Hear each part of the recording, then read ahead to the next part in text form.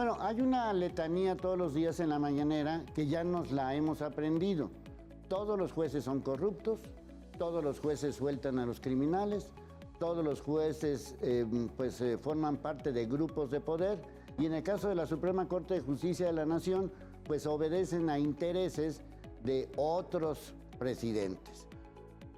¿Qué se hace con todo esto? O sea, ¿todos los jueces son corruptos? ¿Todos los jueces son de lo peor? Todos los jueces no son corruptos y preguntaría, ¿todos los políticos son corruptos?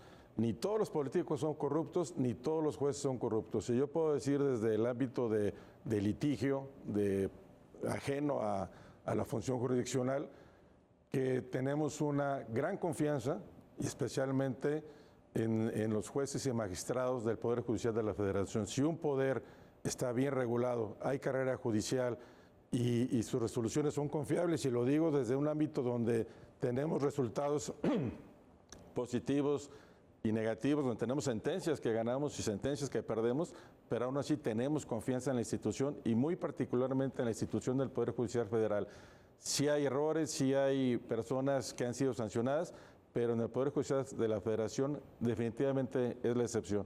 Quisiera nomás apuntar un tema que dice el doctor, las escuelas de Derecho y la cédula profesional. No puede ser un recién egresado juez, y menos en este país donde está tan corrompida la creación irracional de tantas facultades de Derecho. Este país tiene, al día de hoy, 2,000 escuelas de Derecho y contando. Es decir, el mes que viene podríamos decir 2,100. Quiere decir que casi el 90% de las facultades de Derecho de este país no deberían estar constituidas. Y sus egresados salen con una pésima preparación que tienen, dicen que origen no es destino, pues tienen que buscar preparaciones después en maestrías, en doctorados, en diplomados, en universidades serias. Entonces, en un país donde la educación del derecho no está debidamente regulada, limitada, para que la gente salga debidamente preparada, pues es imposible que tengamos jueces que lo voy a decir, que resulten luego ministras de la Suprema Corte como la ministra Batres, que no tiene una preparación adecuada. Ahí se decía al principio, hay mucho que hacer, sí, pero hay que hacerlo en la justicia cotidiana, y esto es de presupuesto, de dinero, que haya dinero para que haya suficientes tribunales, que haya sistemas, que se implemente bien, por ejemplo, el Código Nacional de Procedimientos Civiles, la justicia oral, que se meta dinero y que se apoye en la investigación a las fiscalías, porque ahí la impunidad está por la deficiente integración de las carpetas de investigación, y sería muy fácil decir todos los ministerios públicos están mal. El problema de fondo es el dinero, y el gobierno debe ser congruente, y en lugar de atacar irracionalmente y por odio al sistema judicial, meterle dinero al sistema judicial y a la fiscalía para que la justicia, que es un fin del Estado, se cumpla y se aspire de una manera real y posible. Bueno, ¿qué es lo que pasa dentro de los juzgados? Es decir, nosotros decimos, se tardan mucho, las resoluciones son muy largas, luego viene el amparo, el contraamparo y que te reamparo y no sé cuánta cosa más. ¿Por qué? O sea, ¿hay algo adentro, ustedes que lo viven directamente, que hace que la justicia no sea tan justicia? Claro, Leonardo, lo que retomaba mi estimado Rubalcaba es que precisamente hemos enfrentado un ejercicio de adoctrinamiento diario, ¿no? Eso es algo muy peligroso, porque algo que se repite 100 veces se vuelve en verdad, aunque sea una mentira, ¿no? Entonces, bueno, el discurso tiene que ser desde la racionalidad, no desde la entraña o el enojo. Y la racionalidad, ¿qué nos da? El análisis concreto de datos objetivos y duros. Eso nos lleva a una estrategia y plan de desarrollo. Entonces, ¿qué es lo que tenemos? Por ejemplo, datos duros, Poder Judicial Federal, INEGI 2023, están ahí publicados. Hemos llegado a procesar asuntos de 1,5 millones. Entraron 1,5 millones asuntos al año. ¿Cuántos resolvimos al año? 1,400,000 y piquito. O sea, casi le llegamos. Claro, eso súmale anual y súmale que se va incrementando, pues claro que se va generando un rezago, ¿no? Pero la respuesta no será, ¿acaso, con un poquito de duda, que es necesario más infraestructura, que necesitamos más recursos humanos y materiales para hacer frente a esas cargas laborales y porque además el personal tiene derechos humanos laborales, ¿cierto? Como cualquier persona en la iniciativa privada. Entonces, digamos, pongamos en la mesa de análisis esos ingredientes, pues para ver realmente qué es lo que necesitamos para una justicia pronta y expedita. Todo fuera como ingresar una fórmula mágica de que los asuntos en materia fiscal, porque así lo dice la reforma y lo anuncian con bombo y platillo, que se resuelvan en 6 meses. Sí, claro, ¿no? Pues son fórmulas mágicas, pero bájate a la realidad y si ves que estamos procesando 1,5 millones de asuntos, ¿cómo le vamos a hacer para sacar más de eso cuando las cargas humanas ya están al máximo? Porque además hay que privilegiar la naturaleza de la función. No son operadores de fábrica. Se trata de juzgar personas, vida, integridad física, tu patrimonio. Los bienes jurídicos que juzgamos requieren empatía, requieren humanidad. No, necesitamos salud mental para poder juzgar en su justo medio cada asunto, porque son personas, no son números en serie, ¿sí? Entonces, pues bueno, son elementos que hay que agregar al debate y no simplemente repetir como este ejercicio de adoctrinamiento de peligroso y nocivo de la justicia lenta y la corrupción. Hay mecanismos de control para todo, ¿sí? Solo hay que fortalecerlos. Y es la excepción, no es la regla. Bueno, otro de los temas es cobran mucho. Los ministros de la Suprema Corte de Justicia de la Nación prácticamente son millonarios y no hacen nada. Ese es otro de los discursos. Bueno, al fin, respecto a ese señalamiento, no te sé decir si es justo o no justo. Desde mi particular punto de vista, de lo que nosotros hemos platicado en las aulas, ponemos cuál es la carga de trabajo que representa X o Y. Y en el caso de un ministro la responsabilidad es enorme. Al final es una carrera judicial, tiene una formación y lógicamente un currículum intachable. Ahí podría hacerse un análisis precisamente sobre el señalamiento y en su momento un ajuste, ¿no? Pero eso es independiente a la reforma que se intenta caminar. Eso es un punto completamente distinto. Pero sí es un discurso habitual, es decir, los jueces nos salen muy caros y no sirven para nada, entonces pues vamos a quitar todas esas cosas.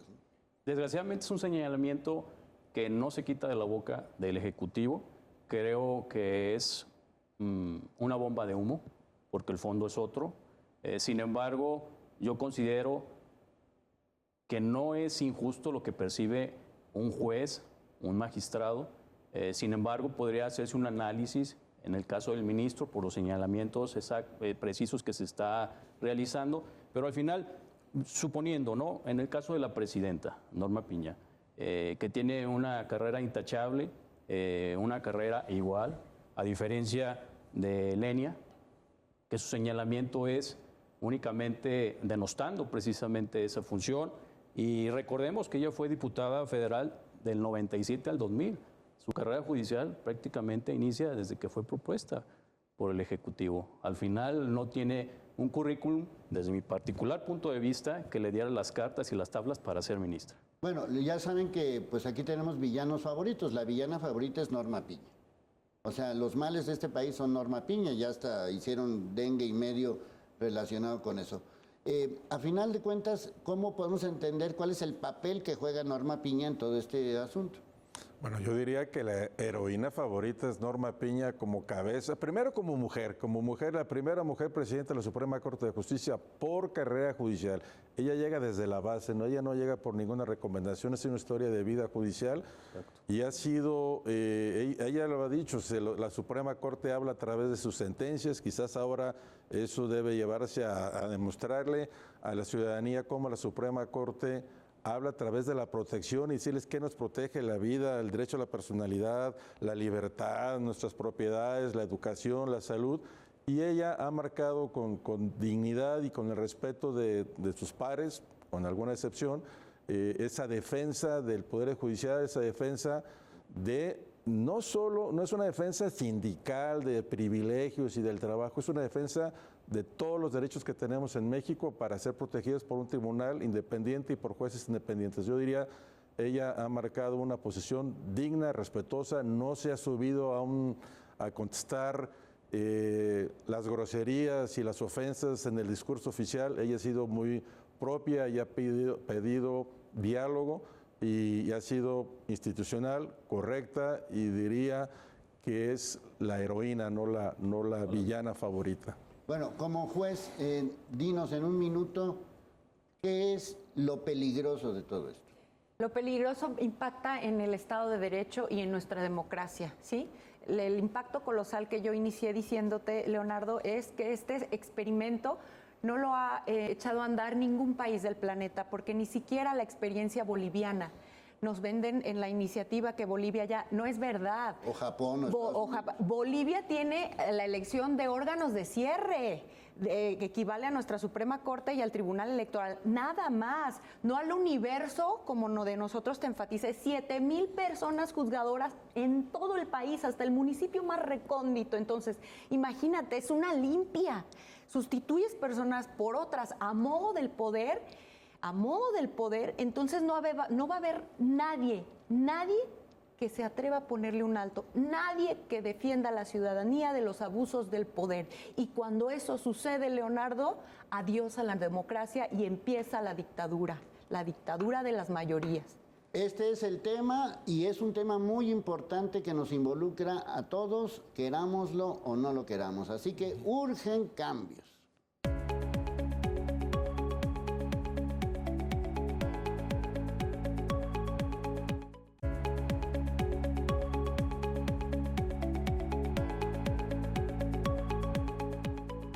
Bueno, en cambios hacemos cambios y además estamos iniciando una nueva temporada y vamos a hacer algo inédito, es decir, vamos con otro bloque de nuestros invitados. Ya lo sabes, nuestros invitados saben y viven lo que dicen y hacen. José Luis, tú estás a cargo de...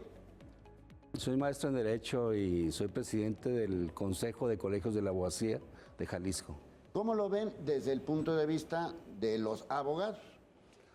Pues mira, es muy importante señalar que los tribunales son creados para impartir justicia a los justiciables, pero también no es bueno tachar a los buenos juzgadores y esto provoca que lamentablemente es una reforma al Poder Judicial que más allá de abonar perjudica, porque entonces entraríamos a una dictadura y esto eliminaría a un Poder Judicial.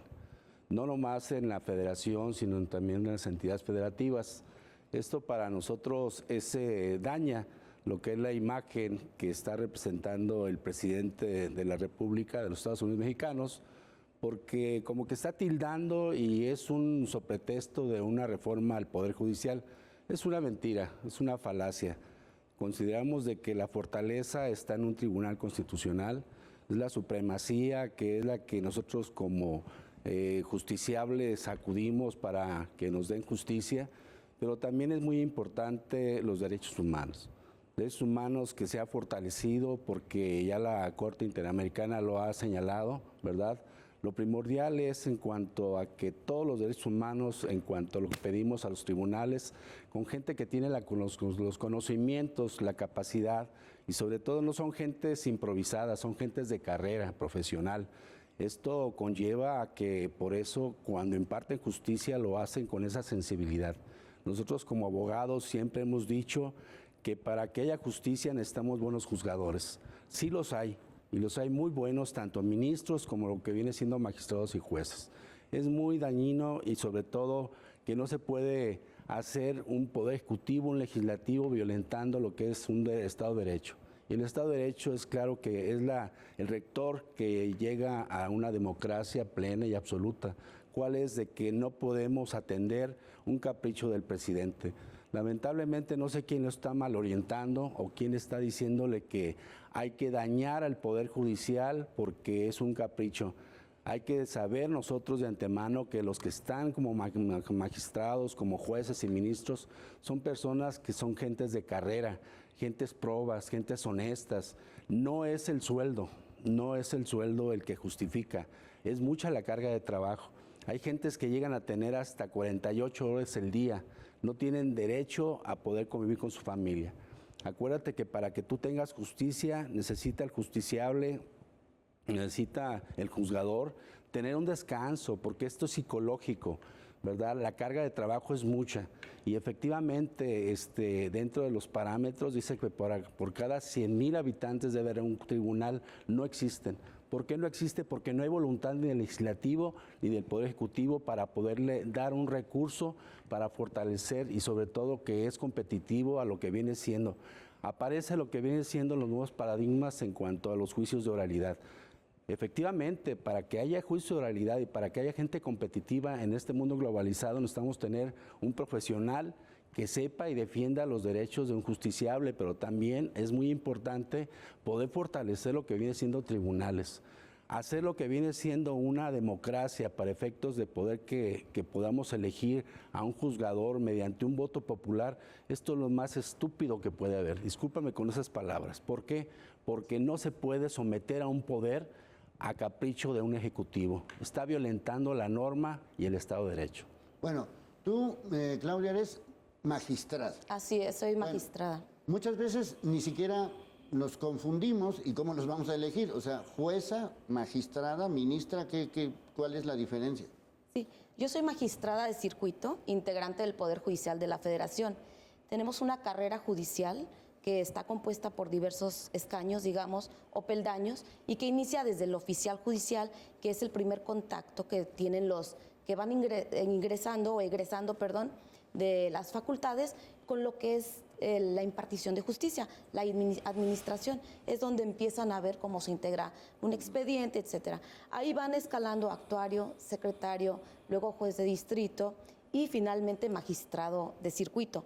En ese peldaño estoy yo, que es la cúspide de la carrera judicial y que nos corresponde a nosotros la revisión más acuciosa, digamos, de todo lo que hicieron los jueces de distrito, los jueces locales, procuradurías, toda aquella institución que tiene contacto con lo que es el sistema de justicia. Nosotros ya somos, digamos, la última esperanza de verificar que efectivamente todo se haya hecho conforme está regulado en las normas. Si no se hizo así, nosotros somos quienes tenemos que determinar que está mal llevado a cabo un procedimiento y por tanto echarlo abajo. Eso es lo que hacemos los magistrados del Poder Judicial de la Federación, Leonardo. Y son los, digamos, en términos reales, es el discurso de ustedes defienden a los criminales, ustedes están del lado de los criminales y por eso hay tanta impunidad.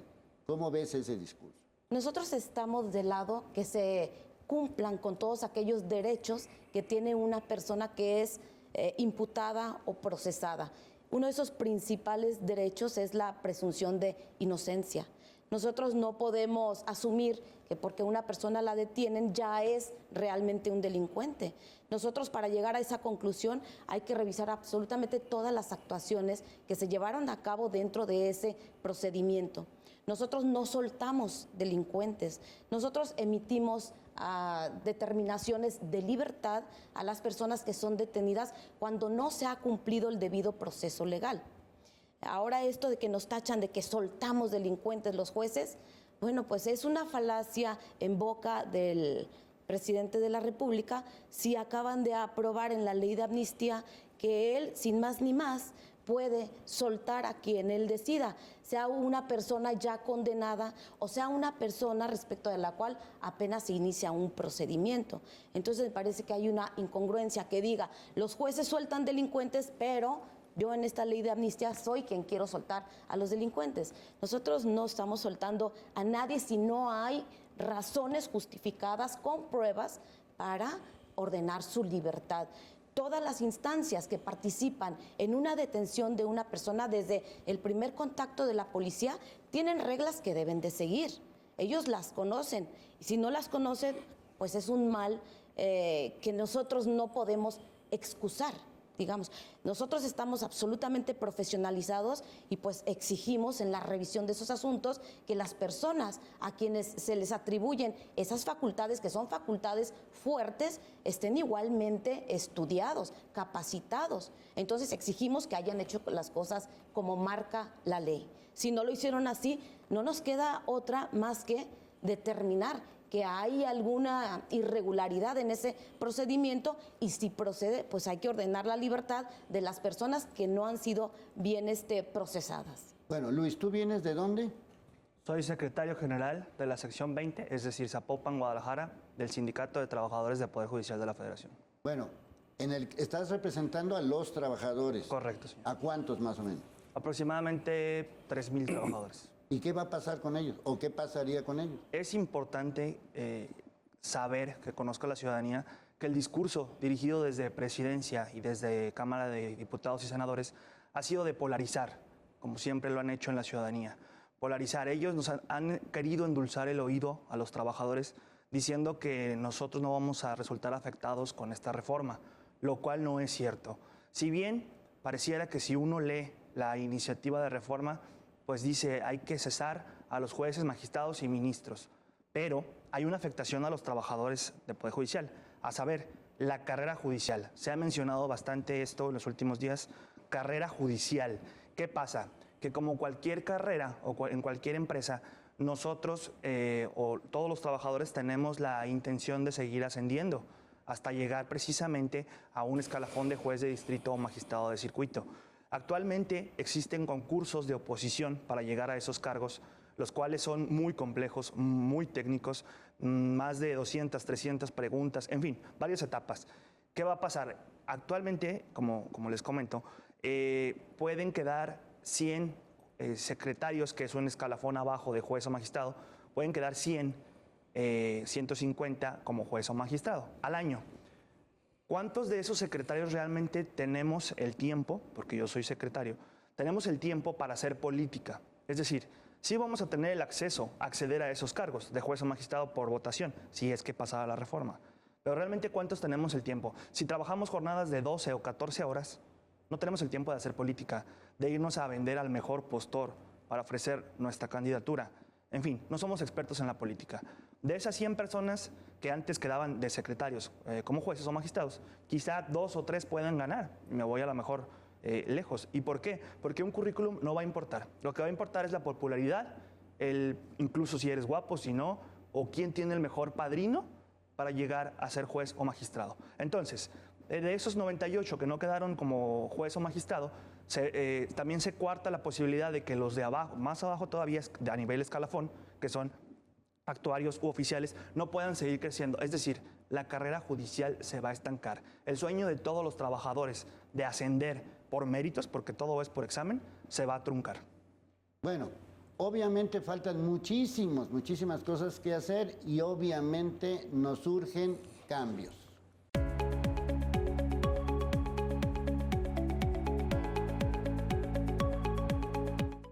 Todos los jueces son una bola de... Bueno, todos los días en la mañanera, López Obrador le tira al Poder Judicial. En teoría, en este país hay 3 poderes. Uno de esos poderes es el Poder Judicial, que ahora, según López Obrador, requiere un cambio radical. Tan cambio radical que dice que egresados de la carrera de abogados pueden ser mejores jueces porque no están maleados, no son corruptos. Bueno, ¿qué pasa con el Poder Judicial y qué cambios se necesitan? Pues vamos a hacer algo inédito en este programa para conocer de qué se trata todos estos cambios que pretenden hacer con el Poder Judicial. Y ya lo sabes, si seguimos haciendo lo mismo, vamos a tener los mismos resultados.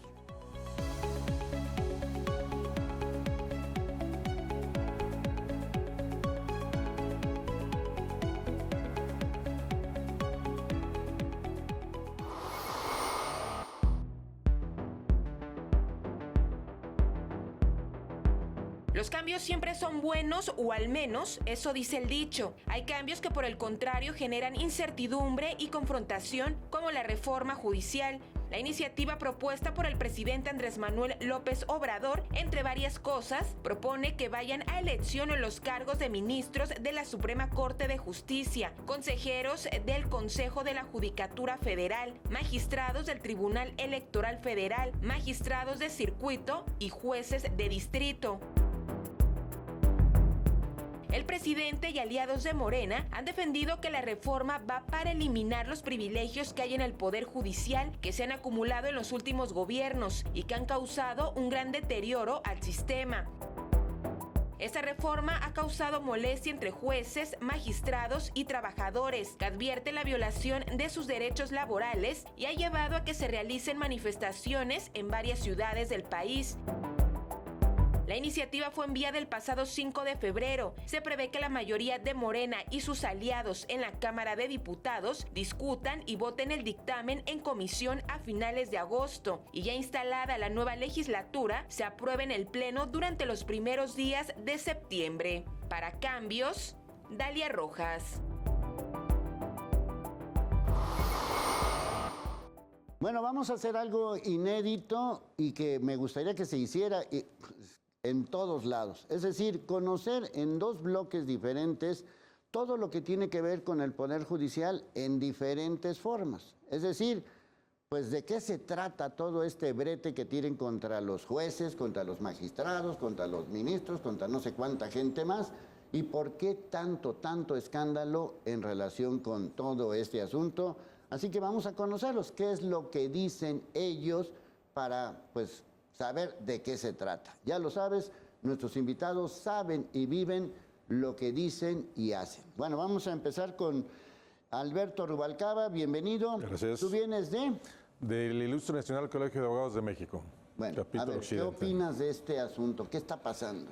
Lo que pasa es que hay un discurso de odio del Ejecutivo y una revancha contra un tribunal constitucional, contra la Suprema Corte, que cumple puntualmente su función como garante de la Constitución, y en esa función de garante de la Constitución ha declarado normas generales inconstitucionales porque es lo que le ordena la Constitución. Está haciendo su trabajo, lo está haciendo de manera digna, valiente e independiente ante el Poder Ejecutivo, y eso ha provocado un odio tremendo del Ejecutivo, una falta de entendimiento de lo que es un sistema republicano, lo que es un sistema de protección de la Constitución, que es en cualquier democracia occidental. Y en ese discurso de odio y descalificación al Poder Judicial de la Federación, pues pretende la institución de los ministros y las ministras y todavía más grave, y me atrevería a decirlo todavía más grave, llevar a elección popular a los jueces y magistrados federales y también desde luego a los de los estados. Y grave porque entonces va a partidizar, va a llevar a que los partidos políticos sean los que preseleccionen a esos supuestos candidatos a la judicatura, y esto es romper con una idea republicana, romper con la división de poderes y dejar a los justiciables en manos de improvisados y de personas sin experiencia, y sobre todo comprometidos con el poder político, comprometidos con los partidos políticos. Bueno, está también con nosotros Sandra Karina Ibarra Carvajal. ¿Tú eres? Yo soy jueza federal. Leonardo, gracias por invitarnos, gracias a tu audiencia por escucharnos y por este ejercicio inédito.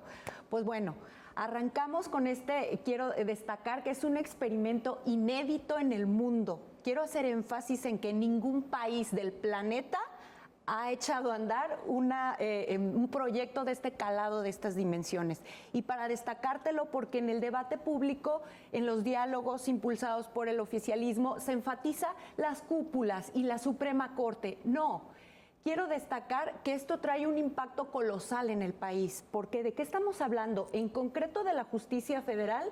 Estamos hablando de los, por decirlo coloquialmente, de litigios de David contra Goliat, ¿sí? No es un ciudadano contra otro, no.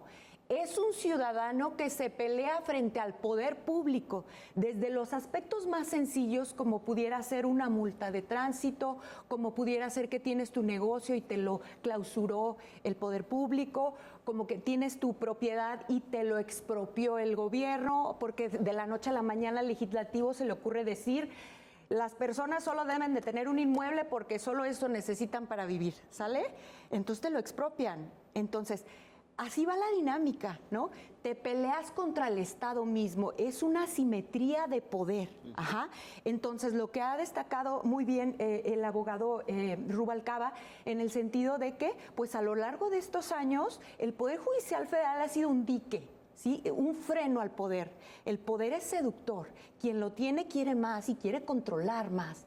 Entonces, esa ha sido la molestia que a lo largo de estos últimos años, el ponerles un freno al poder público en turno molesta, ¿sí? Pero no solo eso, porque el eliminar esos frenos a los ciudadanos son a los que nos afectan, a toda la ciudadanía, porque son a quienes nos quitan el derecho fundamental a contar con personas juzgadoras independientes. Eso no es un privilegio de las personas juzgadoras, es un derecho de todos y todas. Y si nos lo quitan, nos quitan derechos a nosotros, ¿sí? Entonces, lo relevante aquí, destacaba el otro día en una entrevista, es que ahora la falacia no es que el pueblo va y elige, no. Es que para ingresar en esas listas, la rectoría la va a llevar el Senado de la República. Tendremos que ir a pedirle a los políticos que te coloquen en esa lista para que la ciudadanía te pueda votar de ahí. Y estamos hablando de tanto federación como estados, de un universo de 7,000 personas juzgadoras aproximadamente que se van de tajo, es un cese masivo, con todas sus consecuencias, además que la Corte Interamericana de Derechos Humanos ya ha sentado precedentes en ese sentido de ceses masivos transgresores de la Convención Americana. Entonces, bueno, se van de tajo en un solo momento procesal. Imagínate tú, hay que elegir a 7,000 personas con un universo de 42,000 aspirantes en tiempos de radio, televisión y todo lo que eso nos cueste en términos presupuestales y si es real. Porque si no es real, la opción es ¿qué? Que terminen siendo listas de cuotas y cuates, a modo, ¿sí? Entonces, ¿con qué independencia te va a juzgar una persona que salga elegida de esas listas frente a un asunto de crimen organizado, por ejemplo, ¿sí? Si te auspició la campaña un determinado grupo criminal? ¿Con qué independencia va a resolver alguien que le impugnan la insuficiencia de medicamentos con cáncer, para niños con cáncer? Si quien colocó a ese presupuesto o a esos funcionarios del sistema de salud son miembros del mismo poder público, ¿sí? Y que además las elecciones para juzgadores van a estar empatados en los mismos tiempos electorales. Tú sabes que esa inercia es normalmente la misma. Quienes votan a la gente en el poder votarán a sus jueces. Entonces, si te portas mal como juzgador, evidentemente no te van a refrendar en el cargo, ¿sí? Entonces, es, por ejemplo, una crítica que tienen en Estados Unidos los jueces, que llega el momento electoral y empiezan a soltar sentencias de condenas altas, ¿no? Porque suena muy bien ante el electoral, ¿no? Entonces, pues bueno, estamos pues expuestos a eliminar el sistema de carrera judicial, que estás hablando de personal que lleva 20, 30 años en la función preparándose, alejados de poderes económicos, políticos y fácticos, para poder llegar al cargo de juzgador y tener la valentía y el coraje de ponerle un dique, de decirle a un gobernador estatal, señor gobernador, usted no viene y expropia ese inmueble. Bueno, tú eres doctor, Luis Ernesto Hermosillo Tejeda. ¿Doctor en qué? En Derecho y Ciencias Políticas. ¿Y cómo la ves? Bueno, De que cualquier, ahora sí que egresado pueda ser juez. mira, Leonardo, creo que lo acaba de contestar mi compañera. Al final, yo que trabajo en una institución pública, la Universidad de Guadalajara, soy profesor, aparte soy administrativo, me doy cuenta que los muchachos no tienen el conocimiento como para asumir una responsabilidad de juzgar. Es decir, les falta mucho camino por andar y sobre todo es muy diferente una carrera como servidor público a litigante. Entonces yo estoy convencido de que ese no es el camino. Ahora, el peligro es no solamente lo que está diciendo la juez, sino el peligro es que en cualquier momento esto se convierta pues en una cuota de poderes cuando hay 3 poderes, en teoría. Sí, así lo marca el artículo 49 constitucional, donde nos dice precisamente que el supremo poder de la Federación, para su ejercicio, se va a dividir en ejecutivo, en legislativo y en judicial. Y el equilibrio debe ser igual para los 3 poderes. Bueno, vamos a hacer este ejercicio inédito, como le estamos diciendo, de conocer diferentes aspectos relacionados con todo este tema del Poder Judicial, que como pueden ver nos involucra a todos y que obviamente urgen cambios.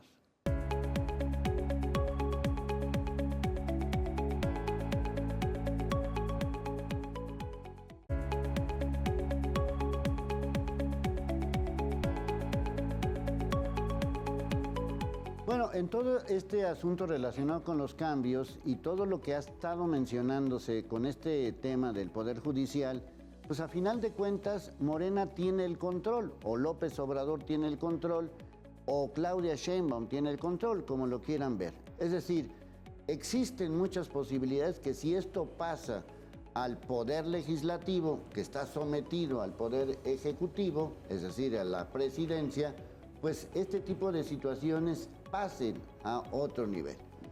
Como magistrada, desde este punto de vista, ¿cómo podemos entender nosotros, porque desde el punto de vista, lo que decía Luis, de la popularidad, desde el punto de vista del discurso, como lo decía la jueza, pues para nosotros ustedes son de lo peor de lo peor? ¿Cómo convencer a la gente que esto está mal desde el otro punto de vista, desde el punto de vista de ustedes? Claro, nosotros somos constantemente revisados, nosotros rendimos cuentas, yo hasta diría, y lo he dicho, somos ridículamente transparentes. ¿Por qué? Porque a nosotros cualquiera que nos quiera revisar, ver cómo emitimos una sentencia, ahí están los sistemas abiertos para quien guste ingresar y ver qué sentencias hemos emitido. Desgraciadamente nosotros no somos políticos. Los políticos tienen la ventaja de estar presentándose en cualquier medio de comunicación y de diario, del día a día, para tratar de convencer con buenas palabras y darle la vuelta a esas críticas infundadas que nosotros recibimos del diario, que somos corruptos, que llegamos por dedazo. No podemos hacer eso. Nosotros tenemos tanto trabajo que tenemos que estar sentados en el escritorio frente a ese expediente que para nosotros implica estar frente a las personas y estar horas y horas analizándolo, investigando, ver cómo se va a resolver. No podemos estar saliendo en los medios y miren, nosotros no somos corruptos, etcétera, ¿no?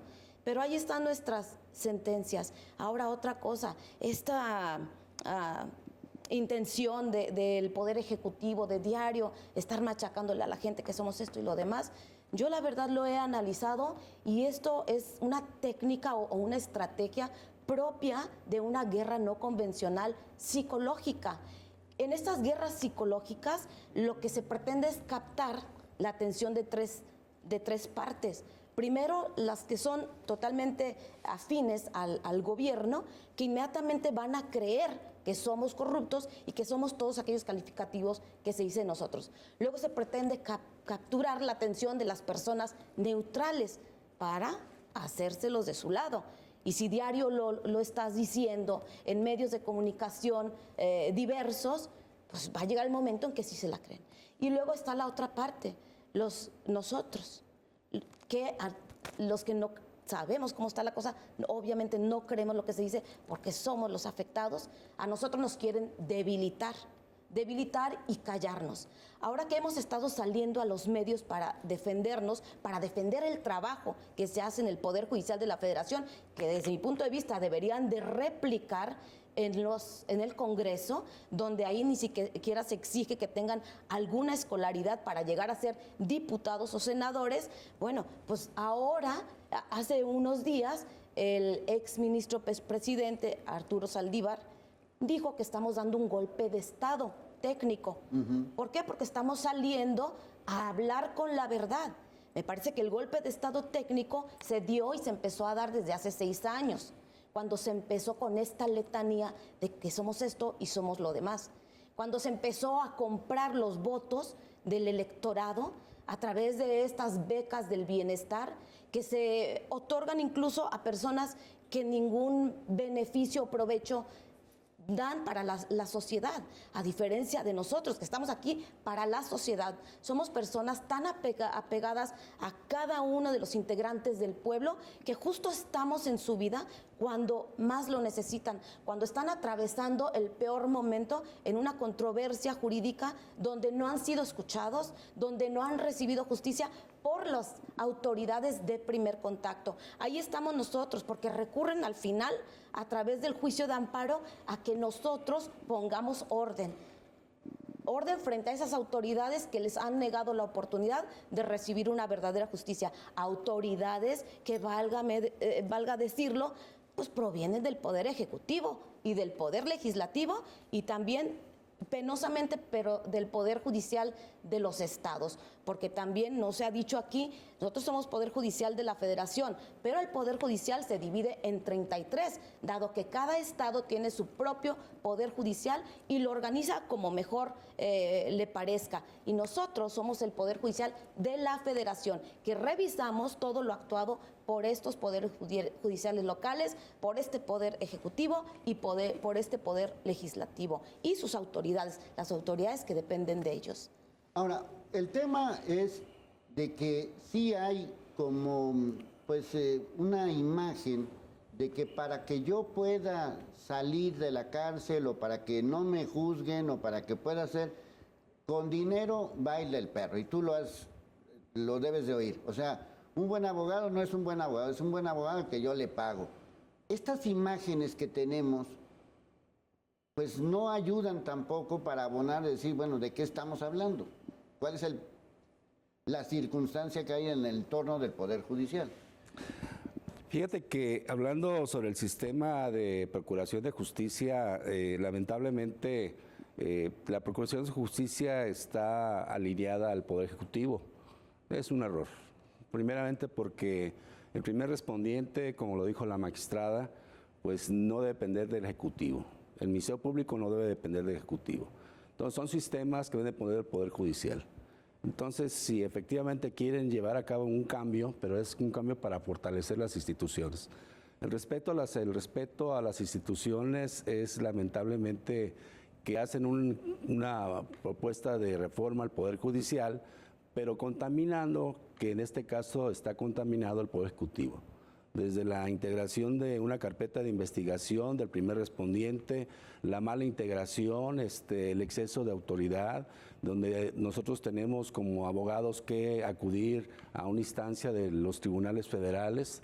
¿Para qué? Para la protección del derecho constitucional y los derechos humanos que son violentados por lo que es el primer respondiente, por el Ministerio Público. Entonces, si está contaminada esa área del Poder Ejecutivo, pues tiene que empezarse, como dicen, desde la raíz, porque nada tiene que ver lo que viene siendo los tribunales federales. Aquí van a afectar todo lo que es el sistema de los 33 entidades federativas, tanto lo que es el fuero común, tanto lo que viene siendo el fuero federal. Pero entonces, si no se toma la normatividad, el profesionalismo del primer respondiente y del Ministerio Público, lamentablemente siempre van a achacarle algo al Poder Judicial, tanto de la Federación como de las entidades federativas. ¿Por qué? Porque les interesa que esté sometido a capricho del Poder Legislativo y Ejecutivo para poder poner a gente a su modo. Eso de someter a la votación a los juzgadores, ministros, magistrados y jueces, pues esto es una falacia, esto no puede suceder. Son mucho dinero hay que invertir para poder hacer un capricho. Aquí lo que necesitamos es someter, hacer una limpia, tanto el Ministerio Público como la policía, que es el primer respondiente, para tener una transparencia en un Estado de Derecho, que es una integración de una carpeta de investigación, pero que sea, que no interrumpa lo que son los derechos humanos y que esté apegada a la norma constitucional. Así lo marca y lo señala lo que es el nuevo Código de Procedimientos Penales. Pero aquí lo que nos interesa mucho es de que no es un golpe técnico, no es una situación, únicamente son que quieren destruir y quieren someter, que nomás haya dos poderes en el Estado de Derecho, y someter y quitar al Poder Judicial. Esto no puede ser. Bueno, como conclusión, y tú que lo vives a diario, con los trabajadores, con la gente que está, pues ahora sí que nos atiende a nosotros con nuestras diferentes broncas, ¿qué cambios sí se pueden hacer o qué cambios se necesitan? Bueno, vale la pena resaltar, y es importante señalarlo, que como trabajadores sí nos sentimos aludidos en cada mañanera. Es importante que la ciudadanía lo sepa, porque siempre se ha hablado, insisto, de las altas esferas. Que sepan que si nos llaman flojos a Poder Judicial Federal con palabras más fuertes y altisonantes, sí nos sentimos aludidos porque somos parte de este poder. ¿Qué cambios se pueden hacer? Bueno, puede haber cambios como todo, esto es perfectible.